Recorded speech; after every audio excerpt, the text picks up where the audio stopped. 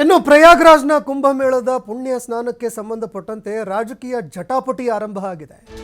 ಇದಕ್ಕೆ ಎಚ್.ಡಿ. ಕುಮಾರಸ್ವಾಮಿ ಅವರು ಕೂಡ ಕಾಂಗ್ರೆಸ್ ನಾಯಕರಿಗೆ ಟೀಕೆ ಮಾಡಿದ್ದಾರೆ, ಕೌಂಟರ್ ಕೊಟ್ಟಿದ್ದಾರೆ.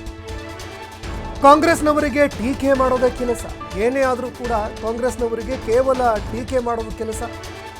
ಕಾಂಗ್ರೆಸ್ನ ರಾಷ್ಟ್ರೀಯ ಅಧ್ಯಕ್ಷರ ಪದಬಳಕೆ ಸರಿಯಿಲ್ಲ, ಕಾಂಗ್ರೆಸ್ಗೆ ನಮ್ಮ ಧಾರ್ಮಿಕ ಆಚರಣೆಗಳ ಮೇಲೆ ನಂಬಿಕೆಯೂ ಇಲ್ಲ, ಅದಕ್ಕೆ ಈ ರೀತಿಯಾಗಿ ಮಾತನಾಡ್ತಾರೆ ಅಂತ ವಾಗ್ದಾಳಿ ನಡೆಸಿದ್ದಾರೆ.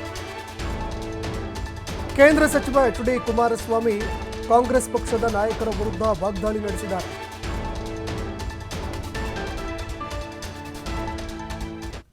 ಕಾಂಗ್ರೆಸ್ ನಾಯಕರುಗಳಿಗೆ ಆ ವಿಷಯಗಳಲ್ಲಿ ನಂಬಿಕೆ ಇಲ್ಲ ಅಂತಕ್ಕಂಥದ್ದಕ್ಕೆ ಅವರಲ್ಲಿರ್ತಕ್ಕಂಥ ಸಂಸ್ಕೃತಿ ಕಾರಣ ಅನ್ನೋದು ನಾನು ಅಭಿಪ್ರಾಯ. ಈಗ ಕಾಂಗ್ರೆಸ್ ನಾಯಕರ ಟೀಕೆಗಳು ಮಾಡಿದ್ರು ಅಂತ ಹೇಳಿ ಅಲ್ಲಿ ಭಕ್ತಾದಿಗಳು ಹೋಗೋದೇನು ಕಡಿಮೆ ಆಗಿದೆಯಾ?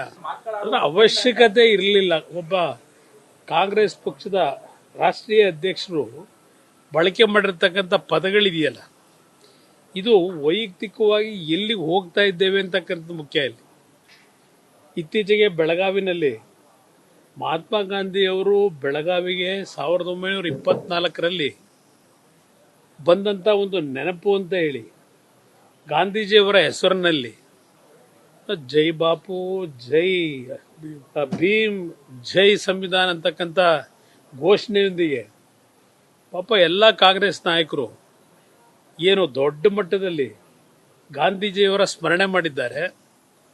ಆ ಸ್ಮರಣೆ ನಂತರ ಅವರ ಒಂದು